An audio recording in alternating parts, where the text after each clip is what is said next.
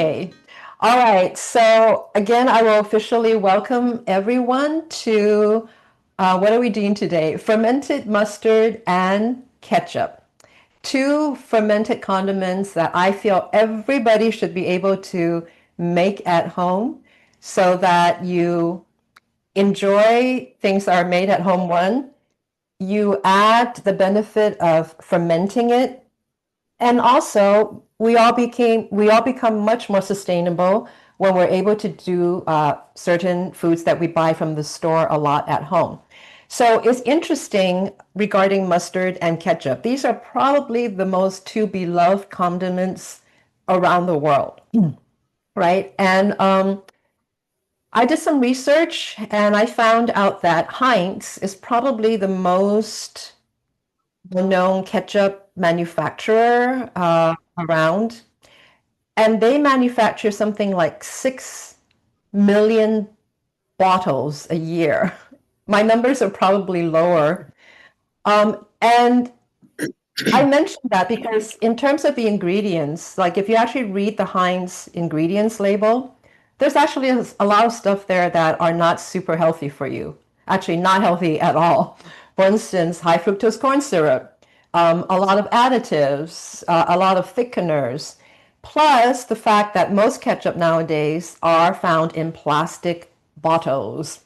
And for those of you who have known me for a while, you know that I am kind of a crusader against plastic. Mm. Yeah. And very topical because July is International Plastic Free Month. Now, I think plastic free should be every single day for the rest of our lives. But having said that, I know that we are several generations in who are so used to the convenience of plastic that it is really, really hard to wean off. And this is tragic because our oceans are now, there's more tonnage of plastic than fish life. There are microplastics everywhere in all environments, irregardless of what part of the world we do the research. Scientists have found microplastic everywhere. And so that's why it is kind of like my mission as a chef, a fermenter, a nutritionist to encourage people to divest yourself from plastic as much as possible. Now, I didn't invite you on today to preach about non-plastic, but I think I've made a point. And the other thing that I really want to thank everyone for is the fact that you're here. I really feel that, in times of a lot of stress, there politically, socially, globally, there are so many things happening in the world that feels really out of control. But for me, I feel that if I can get into my kitchen, if I can connect with farmers at the farmers market, or go to my local grocery store and bring back some seasonal ingredients and make something in my own kitchen, then I feel I have a measure of control in my own environment. And I've also come to realize that the act of cooking and the art of cooking and fermenting is really a spiritual endeavor, at least for me. And it's also a very meditative endeavor. Just the fact of using a knife and being mindful, or reading a recipe, right? Like how many times have we thought we read a recipe correctly, and you bake something and tragically you forgot one or two ingredients, and your cake came out flat instead of spongy, or you mistaken sugar for salt or something. I'm sure little quirks like that, accidents have happened to all of us. So actually, cooking is an act that beckons us to be mindful and to pay attention. And recently, I had a conversation with a good friend of mine who wrote a book on super ager. Her name is Elise Marie Collins, and she has a master's degree in gerontology, I think.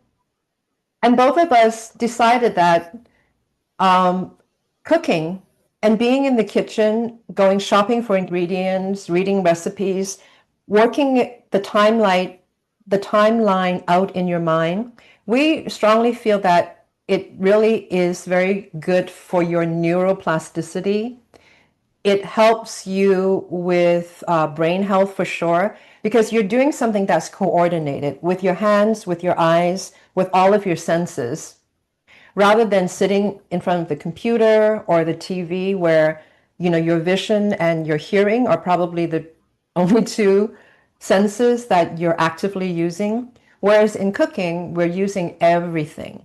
It's like the mind-body connection. So I just want to share that thought with you, because some of you might already know this by being in the kitchen. Some of you might be reluctant, like you just don't know why you should spend the time cooking when you can buy things from outside or call for delivery. But I think if we look at it in terms of a holistic self-care way to enjoy what you're eating, to perhaps boost your brain health, and also you are making something super nutritious and with love for yourself and your family. All right, so having said that, we are going to do mustard. And I'm just curious, for those of you who are here, how many have actually done some form of fermentation before? If you have, put a 1 in the chat. If this is like your first time, you have never fermented anything, if you could put a 2 in the chat. Okay, so I'm seeing lots of ones. Great. The reason why I ask is because, there are some basic things which I think I can gloss over a little bit, being that most of you have done fermentation. Okay, great.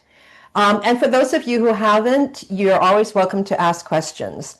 So for today, what we're focusing on are fermented mustard and ketchup. And I've done these webinars like in the past, I think a couple of years ago. So you might have remembered from that. But today's recipe is a little more refined and easier to do if you want to make it in a small batch. So Vicky, would you mind dropping in the link for that shared Google folder? So in this folder, there are 3 recipes. There's the mustard, there's the ketchup, and there is also a brine salinity percentage chart, which I will explain to you a little bit later if you don't know it already. Okay, so I'm going to move on to the mustard first. How many people love mustard and you have mustard everything? Yeah, you can just raise your hand or just say yes in the chat. Okay, me too. All right. I mean, Dijon mustard is really like one of my favorites for sure. But now that I have started making my own mustard, and I want to show you this jar of mustard that I made. Okay, so you guys, hardened fermenters, this jar of mustard came from the last seminar that I did on fermented mustard, which I think was 3 years ago. Okay, I made many jars because I did a big, so I had many jars that I just kind of kept in the back of my fridge. This is probably the last from that batch, but as you can see from here, it's still looking really good. It smells beautiful, and I've been eating it, and I'm still alive, okay, and enjoying it very much. So just to share that with you. So now, if you want to refer to the recipe, you can, but you don't have to. It's super simple for what we're going to do. So the difference between making mustard like the ordinary way and making it today is that we are going to have to be a little bit patient and ferment the mustard seeds for approximately 2 weeks, anywhere from 10 days to 2 weeks. You could let it go even a little bit longer, with a little bit of garlic, cloves, and onion. And you can add in a bay leaf if you want. So the fermentation does several things. First is going to provide the good bacteria that we want. The fermentation process also will prolong the shelf life of your finished mustard. And for me, I think it actually gives it a much more interesting flavor profile. Most commercial mustards are not fermented, and they are made with either white wine vinegar, other types of vinegar, spices, sometimes a little bit of sugar. They are blended, and I suspect many commercial mustards are probably also heat treated to provide a extremely long shelf life at room temperature. So basically, that's the nature of commercially made mustard. Occasionally, you could find artisanal mustards that are like in little crocks, and they're not processed. So those are kind of the artisanal types of mustards, and those may or may not be fermented. So what I'm showing you today is a fermented mustard. And once you've made it, you'll see the difference. So this one has been fermenting for a while. You can follow the recipe, but I'll just very simply go through the process just to show you. So the recipe calls for a combination of yellow mustard and brown mustards. You can just use yellow mustard seeds if you want. And I'm just going to go on a little tangent and give you a little background on mustard seeds because it's a fascinating seed. And for those of you who live in California, you know that we've been inundated by mustard plants everywhere. It's a highly invasive plant. For those of you who may not be familiar and you are in California, a couple of months ago when you were driving long distance or even driving from one town to the next, did you see on the mountainside like a mountain that's just yellow with what a lot of people are like, oh, those beautiful yellow flowers. Oh my God, how beautiful. It is beautiful. However, we are being inundated by an invasive plant that actually sends out a chemical to kill other plants. And it is also a fire danger hazard because when the plants dry, they become very flammable.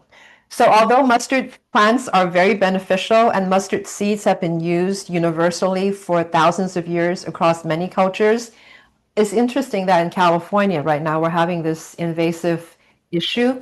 However, if you're someone who likes to go foraging like me, you can actually forage these wild mustard plants, strip off the leaves, and those are mustard greens.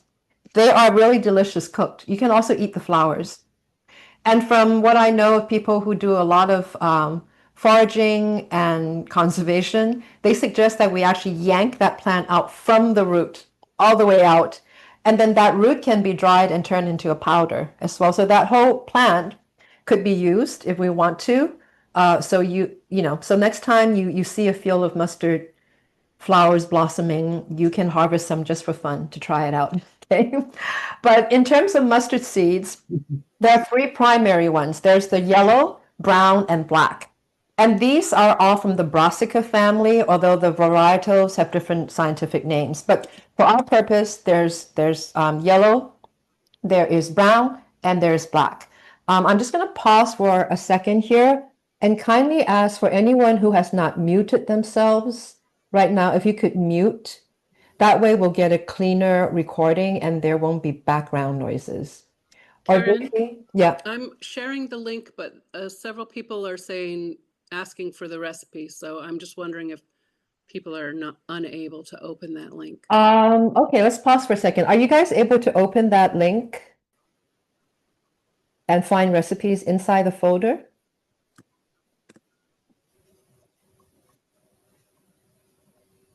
Yes, no? They're saying they're not seeing the link, but I'm dropping it in there. So it's in the chat. Mm-hmm. We do not see it. Don't see link.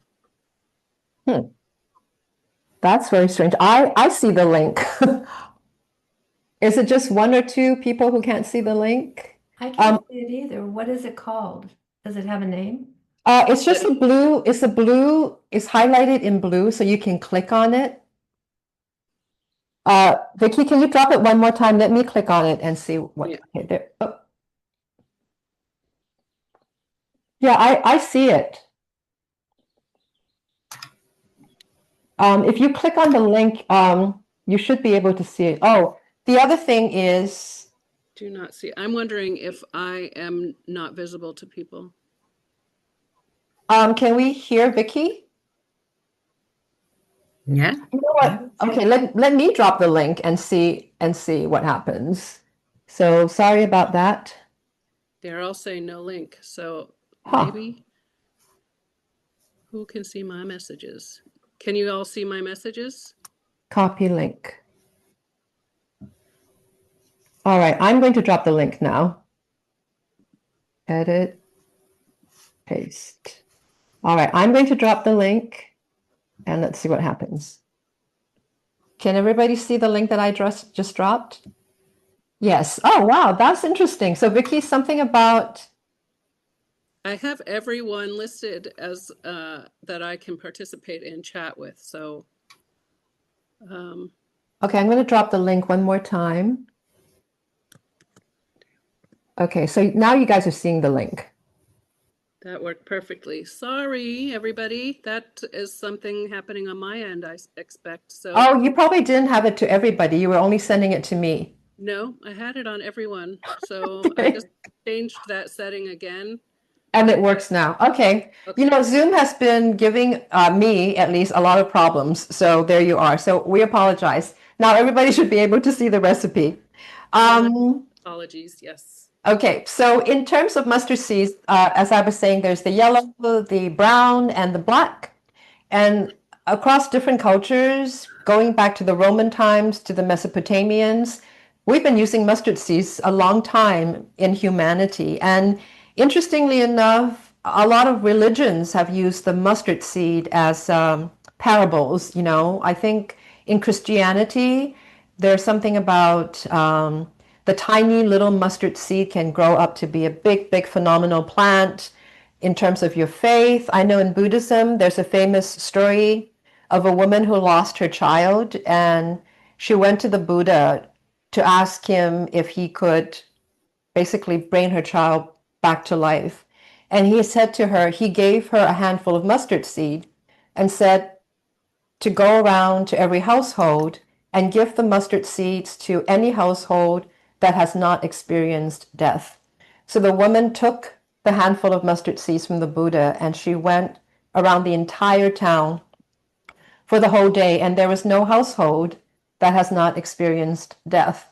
So she brought back the mustard seeds to the Buddha, and basically that was his lesson to her, you know, saying that there is no one that can escape death.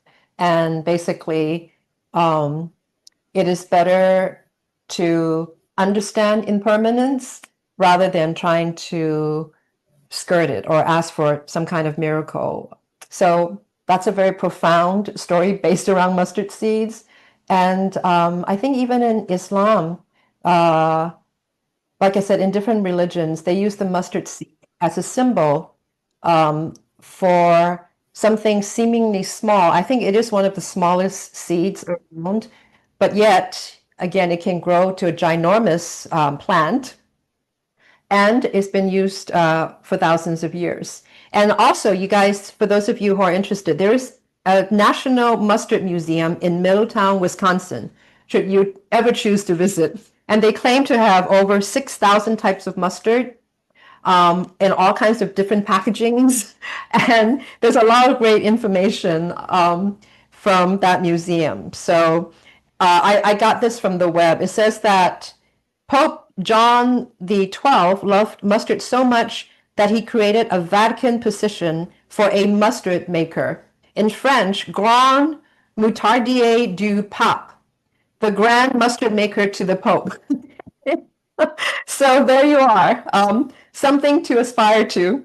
And in terms of Grey Poupon, I think many people know Grey Poupon. So in the 1770s, mustard took a modern turn when Maurice Grey and Antoine Poupon introduced it to the world as Grey Poupon Dijon mustard. So there you are. It originated in France. And of course, for those of you who like a more pungent mustard, then we have the Coleman mustard, which is much beloved by Queen Victoria. All right, so let's get to our mustard making. So as I was saying, you can follow the recipe or not. The ingredients are mustard seeds. I would recommend that you get if you're going to only get one type of mustard seed, then I recommend the yellow mustard because that's the one that's the mildest. And the end product will have like more of a golden color, which we're familiar with. But if you want to experiment with different kinds of mustard, of course you can do that. So I already have my mustard seeds measured out. Basically, I'm using two types. I'm using, and maybe Vicky, you can activate the second camera Okay. for a closer look. You can pin that. There we go. So I have two types of mustard measured out, and all I'm going to do is put it in my jar. And I'm using a wide mouth mason jar here.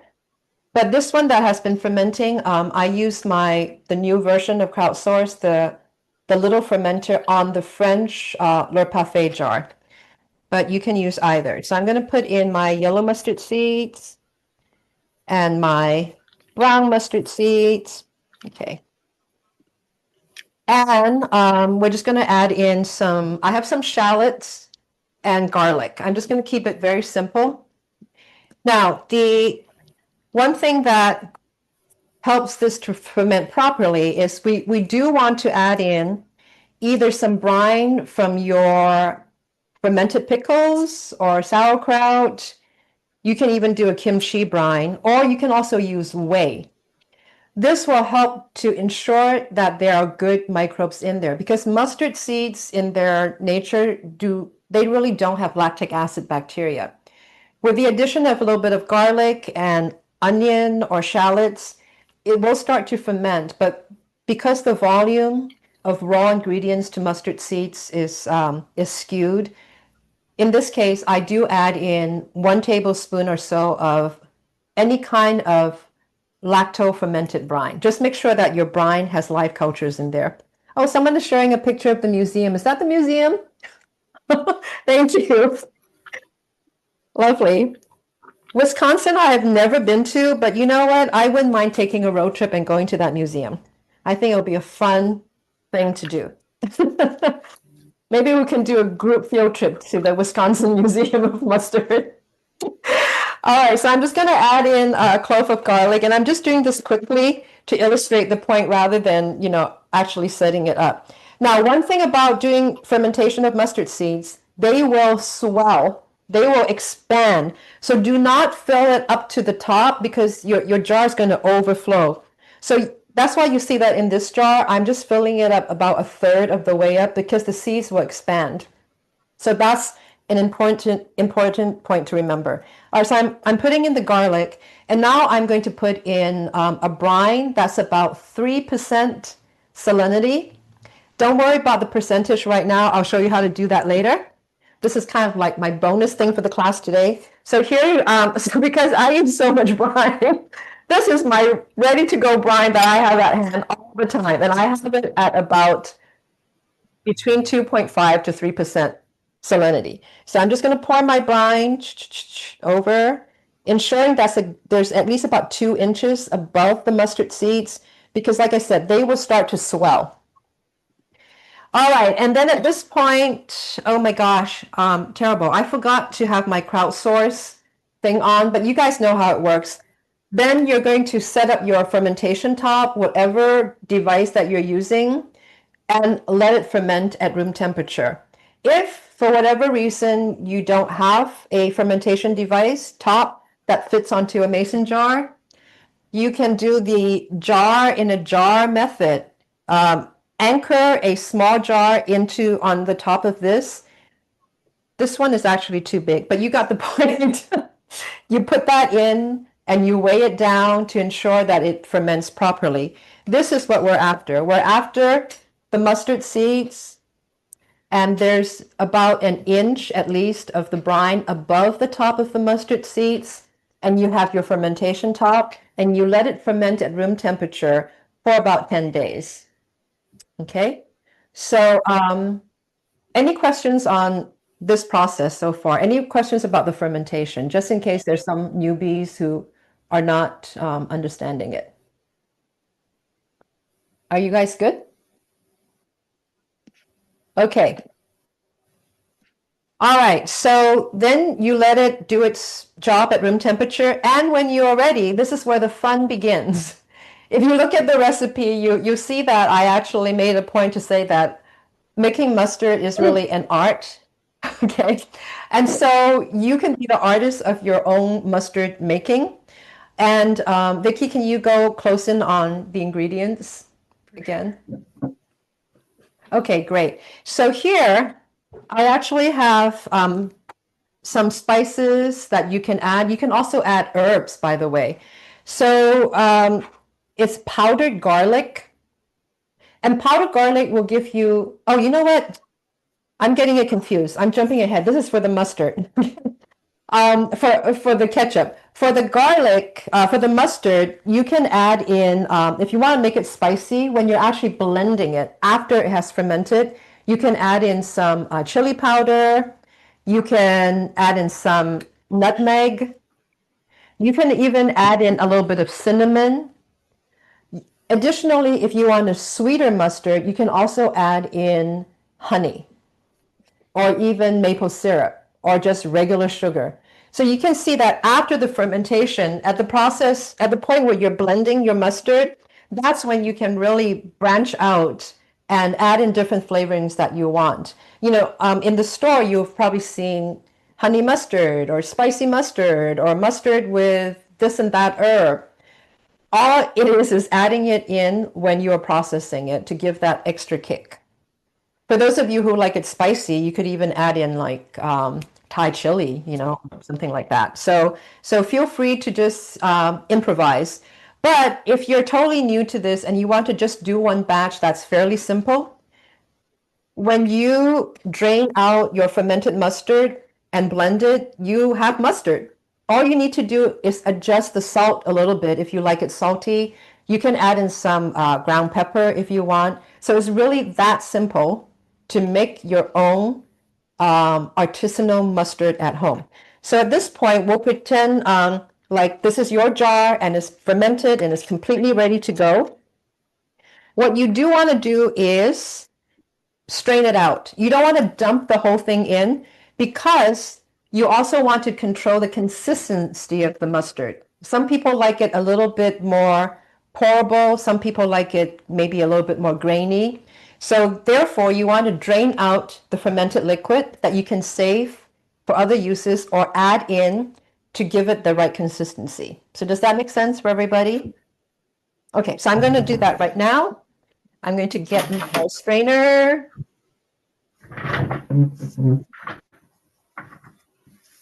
Vicky, can I ask a favor? Mhm. Can Yes. you mute everybody and then unmute me? Okay. Because I hear some background noise. There's a blue button that says mute all. Meeting chat participants. Hang on one second. Mute all. Yeah. Okay, and then unmute you.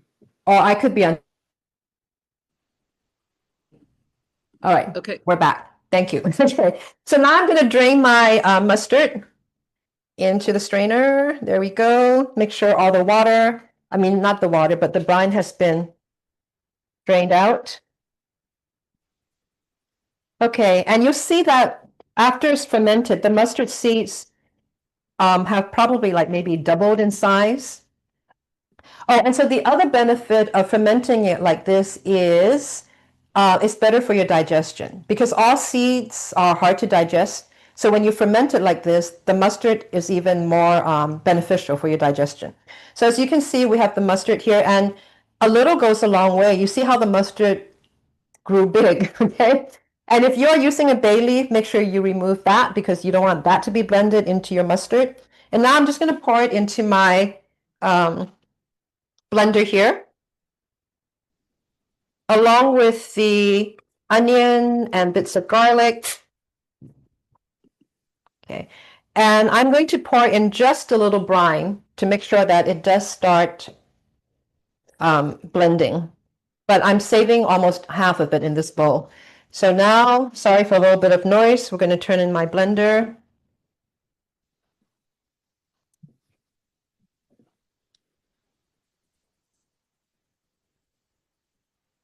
Oh, when it's going.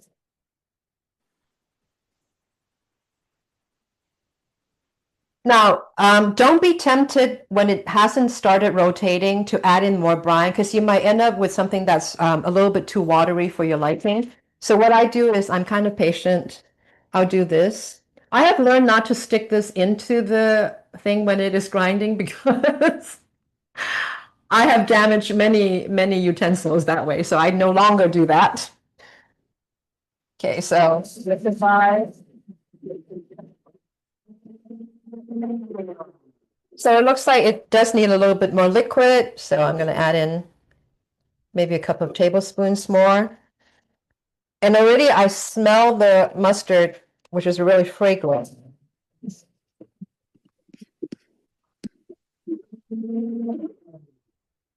Okay, so at this point, I see that it is starting to blend. For me, I'm actually going to add in a little bit of vanilla, just because I like vanilla. I made my own vanilla extract. I'm going to put in a little bit of white pepper to give it a little bit of a kick. I'm going to give it a little bit of cinnamon. And, I think I'm going to turn this into a honey mustard. Why not? So I'm going to use some raw honey.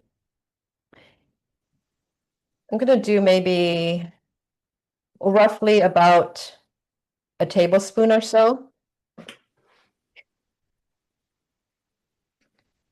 And just let it blend.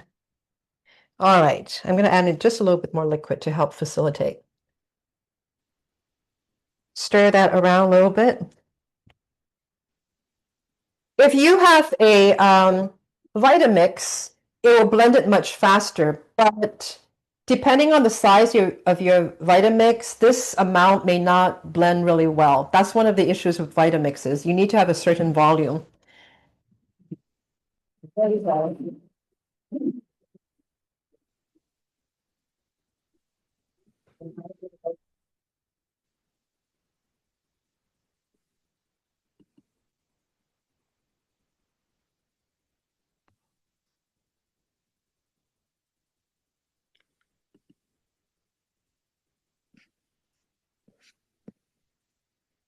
Okay, so basically now we have mustard. And that's all you need to do. Okay, so I think you guys got the point because this thing is very noisy. I'm not going to let it blend, but the longer you let it blend, the more it will become smoother.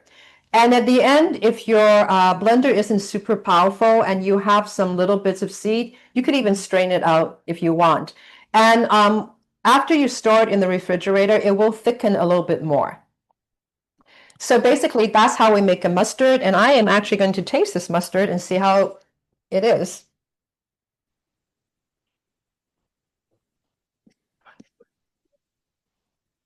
It's really good. It's really good.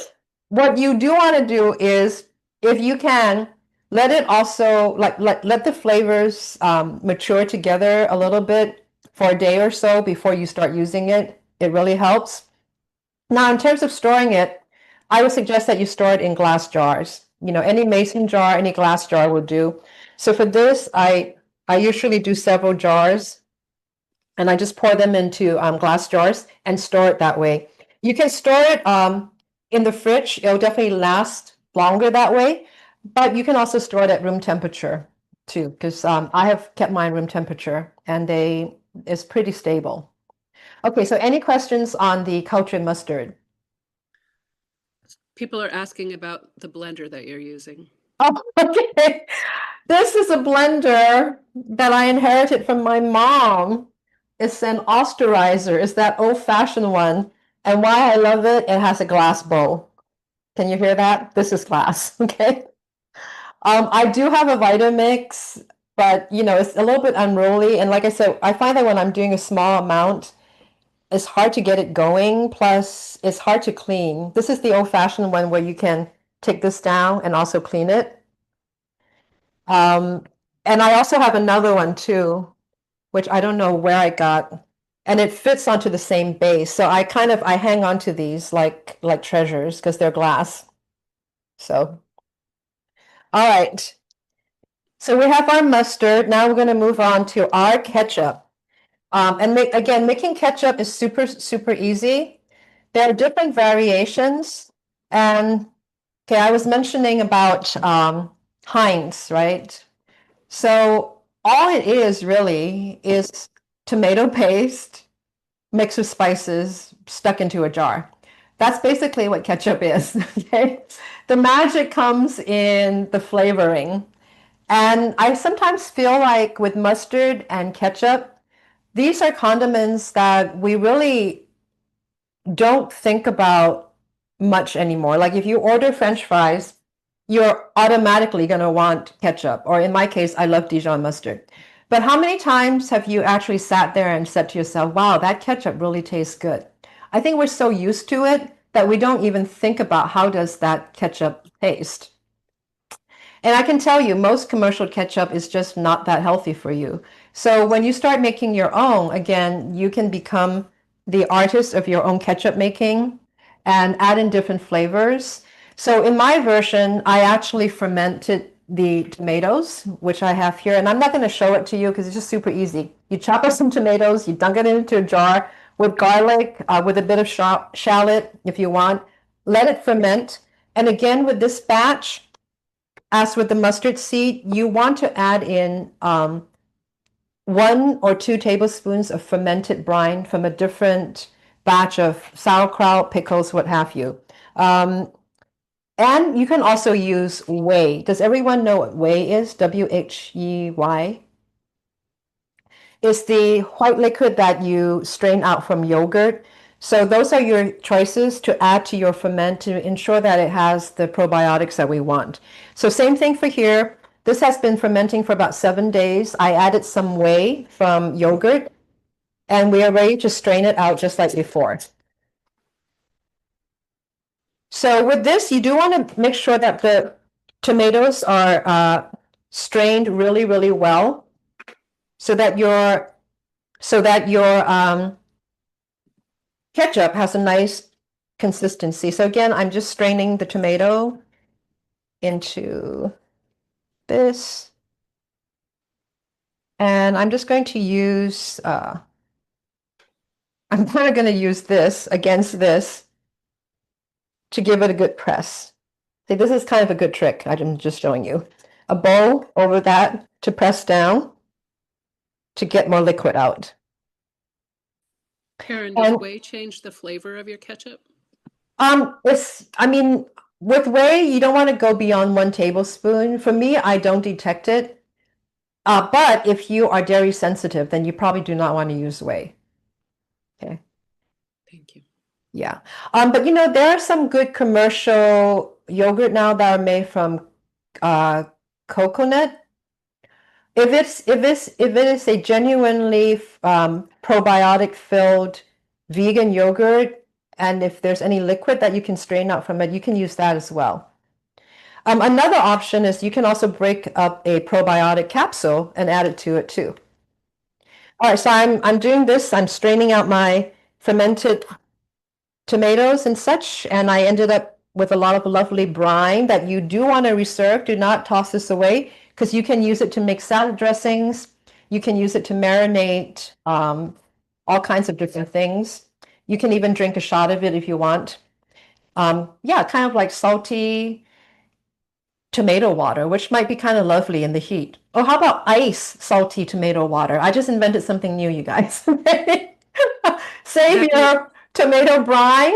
You can also add in a shot of vodka, okay, over some ice, and you have a cocktail too. So it's a great way to alleviate heat. Okay. Have you seeded and skinned your tomatoes? I removed some of the seeds, not all, and they're not skinned. If you're super picky, you could seed and skin them too. There's nothing wrong with that. Okay. All right, so now we're going to pour it into our blender. I'm hoping that this blender works on this. I'm just going to assume that it does. Maybe not. Give me 1 second. I'm going to clean out this so that we can use the same thing. Pouring some brine here.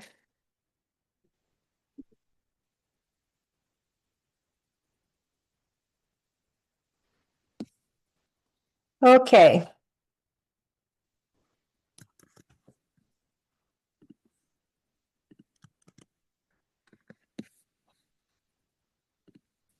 I'm just giving my blender a quick rinse.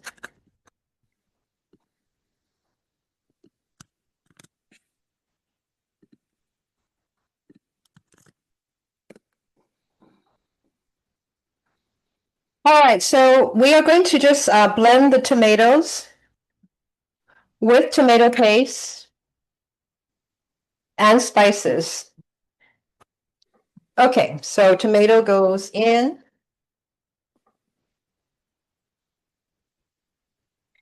And I have my tomato paste here. I got an organic one that's made in California. So 6 ounces that goes in.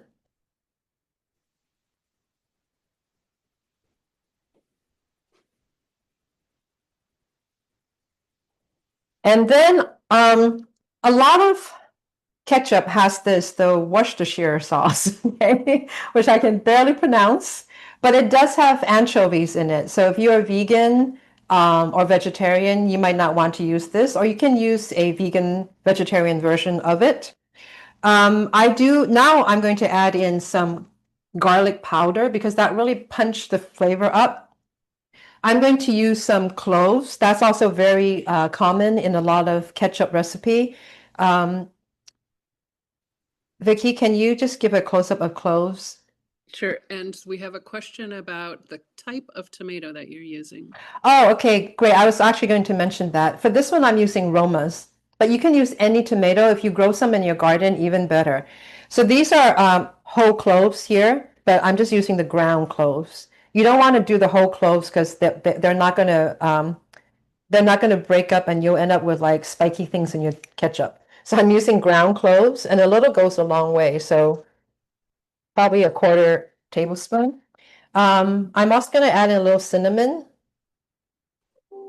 You can also add in allspice. I didn't have any ground allspice. These are the allspice berries. So if you want to use it, again, I would say either grind it in the mortar and pesto, or if you have powder, use the powder allspice.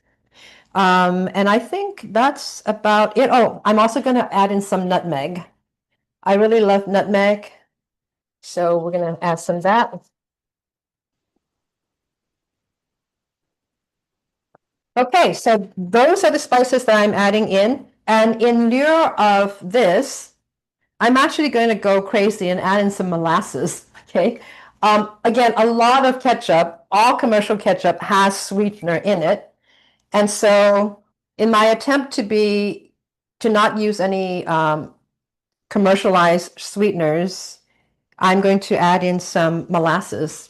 And I think it might give it an interesting kick. But you could also use honey, and you could also try maple syrup. All right, so in goes our molasses, and now I'm going to give it a blend. That's not the top. Karen, you're at 40 minutes. Okay, great. So I am almost done, and then we can open it up for questions or comments. So let me blend my Are you using blackstrap molasses? And how does it taste without sweetener?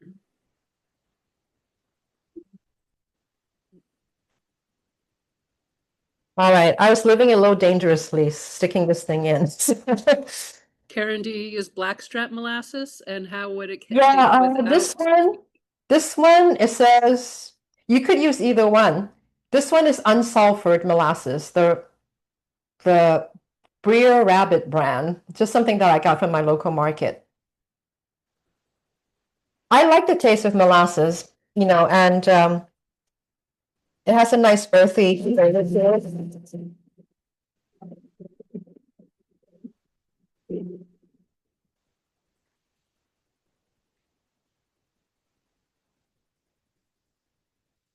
Okay, I have my ketchup. Are you a fan of stevia as a sweetener?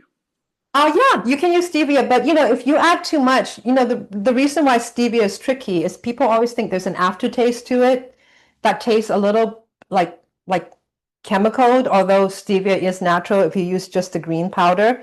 But yes, absolutely, you can use stevia, but just use it judiciously because a little goes a long way as well. You can use monk fruit, another sweetener that has like no doesn't upset your blood sugar balance. I'm going to give my hands a quick rinse. And then my suggestion for storing your ketchup, actually, let me taste my ketchup. Would it work without sweetener? Yes, absolutely. You don't have to add the sweetener. So, Vicky, could you do a close-up? I just want to show everybody the consistency. Yes. Because that's one of the tricks of making homemade ketchup. People often complain like it's too runny. But see, this recipe gives you, look, this is ketchup consistency. You need to push that in closer to Oh, sorry. There You see this consistency? That is like ketchup. Yeah, and you could adjust it. You can make it a little bit more kind of liquidy if you want, but I kind of like it like this because it coats the food. Now I really wish I had some French fries. All right, so I'm going to give my ketchup a taste. It could probably use a little bit more salt, but I'll do that later on my own. But I am super happy with this batch. And like I said, the consistency is just really good. Now to store your ketchup, again, if you make it a little bit more pourable, you can use any kind of recycled jar. I kind of keep my jars like this. That's great. Or you can also use these. I think for this batch, I'm going to use this because it's kind of thick. It's still almost like a paste. Now, if you want to make it more pourable, then what you want to do is just keep on blending it and add in your fermented tomato brine slowly until you get exactly the consistency that you want. Okay? And then will you ferment this ketchup? No, because we already fermented the tomatoes. So basically, what I've done with this recipe is I've combined like classic ketchup recipe, which calls for tomato paste and spices, with raw tomatoes, but that are fermented. And so now we're just combining two together, but turning it into a fermented ketchup because now we have the fermented tomatoes that are in there with a little bit of the fermented brine. And so at this point, store it in the fridge and it'll last in the fridge for a few weeks, if not even longer. Like your unopened bottles will last for a long time. Obviously, when you're opening it and using it, exposing it to air and your own germs and whatnot, it may not last that long. But basically, we have a beautiful ketchup here, and you can dilute it to make other sauces and things. So really, really flexible. And you can make it super spicy if you want. Again, like adding in chili peppers, even while it is fermenting with the tomato. So very, very flexible. And freezable? I have not tried it, to be honest with you. So maybe it is freezable. You know what? I'll try it with a small batch and report to you. Okay. The structure of it might change though, because I find it with tomato products, when you freeze it, somehow the structure of it might change. And when you thaw it out, it may become a lot more runny than when it was at room temperature before freezing. Okay, so having said that, I want to thank everyone. Before we open it up to questions, I do want to share with you a discount code for our Shua Me Little Fermenter website, either for anything on the website. What I love now using these French Le Parfait jars is that they are wide mouth, so that even if you have fairly big hands, you can get in there, and then also if you use a spatula, you can really get in there and clean everything up. So I encourage you to at least try one or two of these jars out, and they freeze really well. So I make broths at home, and I'm able to just fill the broth, put it in the freezer, and it does not crack. I've had several mason jars crack on me. So these are great. Vicky, do you have the discount code? Yeah, I dropped it in.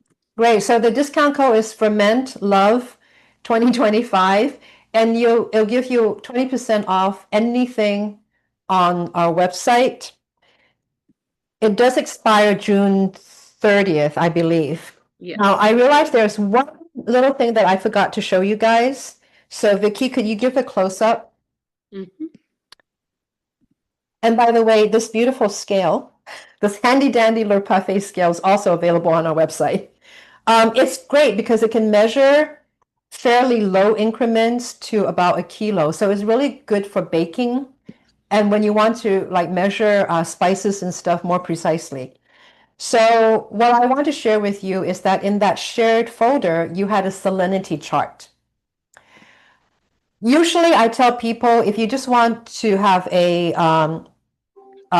general brine that you can use, then is 1 level teaspoon of a good quality sea salt to 1 cup of water. I think many of you have heard that from me before. So basically, you take medium ground sea salt, you level it 1 teaspoon into 1 cup of water, and you have your brine. However, if you want to be more precise, then you actually need to weigh the salt because, all salts are different depending on the moisture content, the grind. So if you want to be super precise, then you want to measure your salt. So I have here, approximately 1 level teaspoon of a pink Celtic sea salt, and I'm going to measure it. So I'm going to put my little measuring here, turn it on. In this case, I'm using grams, so I'm adjusting it to grams. And I'm going to measure. And it's, okay, you know what? It's not, hang on. Sorry, I didn't do it in grams. I did it in liquid. So let's do this again.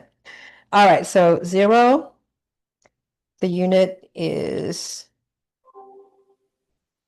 grams. There we go. Okay, so this is about 6 grams. So as you can see, this is a little bit different from my chart, but if you want to be precise and you want to fish a little bit out, make sure that it is 6 grams. I mean, 5 grams. Okay, this is close enough. So this is 5 grams of salt. And if you put it into 1 cup of water, then it gives you 2% salinity for your brine. And so you can just follow that chart. If you want more salt, then you add in more salt to 1 cup of water. And that's how you make your brine more salty. Why would you want to make your brine more salty? Well, for things like the mustard and the tomato, it's actually nice to have a saltier brine so the end product is more flavorful because you're turning it into a condiment. Also, when you're making pickles, sometimes I find that if you use a brine that has more salt in it, the pickles stay crunchier. And for making pickles, sometimes there's a natural yeast that's on the raw cucumbers, and you'll see like a little bit of a white film on top of your fermenting cucumbers, which is totally fine. But if you up the salinity of your salt brine a little bit, then it will have less of that calm yeast that comes to the top. So sometimes, depending on what you're fermenting, you might want to use a higher brine. And also, if you want to use that fermented brine for specific reasons, then you might want to up the salinity. So that's what I wanted to share with you as well. But if you don't want to measure anything, you can just follow that chart. Okay? And the way to do it is you divide the weight of the salt by the weight of the water, and it's on that chart there as a reference. Okay, so now we can open up to questions. Vicky, since I can't quite read the questions, will you ask me? We have been going through a lot of the questions as they arise. Okay, great. So have we covered any other questions? Or if you want to raise your hand and ask a question, you're more than welcome to. Don't be shy. Are we all good? Okay, then I'm assuming that I did a great job because you guys don't have questions. Okay, all right. So again, please take advantage of the discount code if you want. And also, Vicky, can you drop my Instagram handle too? I dropped all that, and now we're getting some questions. Okay. One about mold. Okay. You mentioned white mold. What is black, and is it safe? Okay, so the white film that occurs when you're fermenting on the top of the jar, like for instance, you're fermenting something and on the top there's a light white film, that is called a calm yeast, KAHM, and it's totally harmless. All you need to do is skim it off. It happens a lot in fermentation. Think of it as like the bloom on cheese. If you have like a really delicious hunk of cheese, but it got a little bloom on it, you're not going to throw that whole thing away. You're just going to scrape off the bloom and eat the rest. So same thing when you're fermenting. However, if for whatever reason your little small batch of ferment happens to have anything that's sort of iridescent, okay, iridescent pink, green, black, then you should give it up to the compost. Does that answer your question? Yeah. Okay, cool. All right. And also too, even after you've done a batch of sauerkraut and you're storing it in the fridge, you'll notice that if you left it for a long time, you come back and you open the top, there might be a little bit of that calm yeast on top of the sauerkraut. Same thing, you can scrape off the top 1 inch of that sauerkraut and everything underneath is still perfectly delicious and good. One more question, Karen. Yeah. Is there a kimchi brine recipe on your site? Not a kimchi brine, but do you mean just making kimchi? There is. Yeah. So one hint about making kimchi, you need to get the Korean pepper called gochugaru. And yes, there is a kimchi recipe on the Shuami website. And maybe sometime in the future, I'll revisit making kimchi again. And even teach you how to do a kimchi fried rice, which is really delicious. All right, do we have any other questions? Lots of thank yous. Lots of Thank you. people hanging in until Yeah, and we're over. I recognize that we've hit the 1 hour mark. So thank you everyone for hanging in there with questions and everything else.